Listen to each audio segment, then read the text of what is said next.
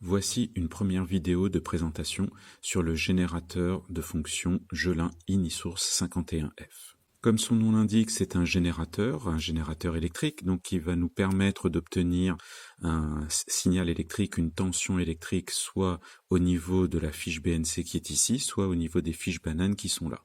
Donc faire bien attention, dans les deux cas, il y a bien deux bornes, on a une borne plus et une borne moins ici qui sont clairement identifiées. Au niveau de notre fiche BNC, c'est ce qu'on appelle une fiche coaxiale aussi, puisqu'il y a un fil, une borne à l'intérieur de la prise et une borne à l'extérieur. L'extérieur correspondra au moins, qui est connecté à la masse, alors que l'intérieur correspondra à la borne plus. Pour pouvoir bien voir, je vais rapprocher ici. Voilà. Et donc on a une borne, un contact électrique à l'intérieur et un contact électrique qui se fera à l'extérieur. Donc pour présenter la face avant de cet appareil, on a un bouton on-off qui est situé donc juste ici. On a différentes touches ici qui vont nous permettre d'avoir accès à des fonctions différentes, des formes de tension électrique en fonction du temps différentes, ou alors deux modes qui s'appellent la vobulation ou la modulation. On a des touches F1 à F5 ici qui nous permettront d'avoir accès à différents menus qui seront affichés à l'écran. On a un clavier alphanumérique ici, une molette de sélection qui est aussi un bouton. On a ici deux flèches pour pouvoir se déplacer à l'intérieur, donc des nombres qui seront affichés ici. On a bien sûr les deux touches permettant d'activer donc soit la sortie banane, soit la sortie BNC, mais pas les deux en même temps. Et enfin, on a trois touches ici, trois touches de réglage ou de mémorisation de fonctions, par exemple. Alors ce générateur va à une fréquence, pourra aller jusqu'à une fréquence de 5 MHz. En général, on appelle ça un générateur basse fréquence, GBF, mais en réalité, c'est surtout un générateur de signaux périodiques. Si on regarde au niveau de l'arrière de notre générateur, on a ici la prise IEC qui va nous permettre de brancher au secteur. On a ici un sélecteur de tension à ne surtout pas toucher puisque nous sommes ici en 220 volts. Une prise USB qui nous permettra de relier ça, notre appareil à un ordinateur. On a ici une entrée modulation, donc dont on va se servir essentiellement dans le post-bac. On a ici une entrée fréquence mètre et on a ici une entrée synchronisation pour la vobulation. Alors plus précisément une sortie pour pouvoir synchroniser la sortie de la vobulation. Et ici, on a une prise de terre supplémentaire pour pouvoir relier éventuellement notre circuit à la prise de terre. Notre appareil en dessous possède des pieds qui nous permettent, un petit levier qui nous permet là ici de pouvoir positionner de manière légèrement inclinée notre appareil.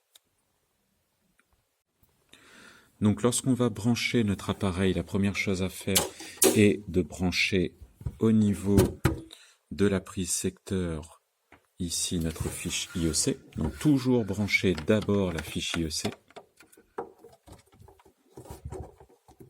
Voilà. Donc là, pour le moment, la prise secteur n'est pas branchée. Si on branche d'abord la fiche au niveau du secteur avant de brancher l'IEC, on va avoir ce qu'on appelle un point chaud au niveau de notre paillasse, de notre table, c'est-à-dire un câble qui est branché au secteur, et donc le secteur, le courant électrique peut arriver jusqu'à nous, alors que si je le branche d'abord et je branche ensuite la fiche Schuko, ce qu'on appelle une fiche Schuko, au niveau du secteur, eh bien là, dans ce cas-là, je n'ai pas de problème de sécurité. Donc branchons notre fiche Schuko au secteur.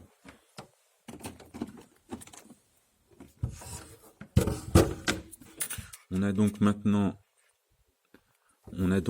ici notre appareil qui est branché au secteur. On va pouvoir maintenant l'allumer.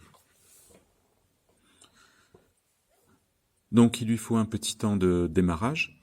Une fois que ce temps de démarrage est achevé, il va au niveau de l'écran nous afficher quelles sont les informations de réglage qui ont été faits précédemment. Donc là, par exemple, on est sur une fréquence de 40 kHz avec une amplitude crête à crête de 10 volts. À nous maintenant de modifier éventuellement les différents réglages de ce signal à l'aide des touches F1 à F5 en fonction du type de signal que l'on souhaite. On peut avoir des informations et des réglages supplémentaires. Donc on va voir ça progressivement. On a donc accès ici, si par exemple je veux mettre à 10 kHz, il suffit que j'écrive 10 avec le clavier alphanumérique et que j'appuie sur kHz pour avoir un réglage de 10 kHz. On a cette molette qui me permet aussi d'avoir une modification de la valeur au niveau du curseur. Si je veux déplacer le curseur, ça va être à l'aide des boutons de flèches qui sont juste en dessous. Et tant que je n'ai pas appuyé ni sur la touche banane ni sur la touche BNC, il n'y a pas de tension électrique au niveau des sorties. Donc c'est une protection supplémentaire, ça me permet de régler l'appareil, notamment éviter d'avoir des tensions trop élevées avant d'avoir réellement une sortie, un signal au niveau de ma sortie. Donc dans la prochaine vidéo, nous allons voir un petit peu comment régler les paramètres du signal de sortie en termes de fréquence, en termes d'amplitude. Et dans une vidéo ultérieure, on va voir les fonctionnalités un peu plus poussées.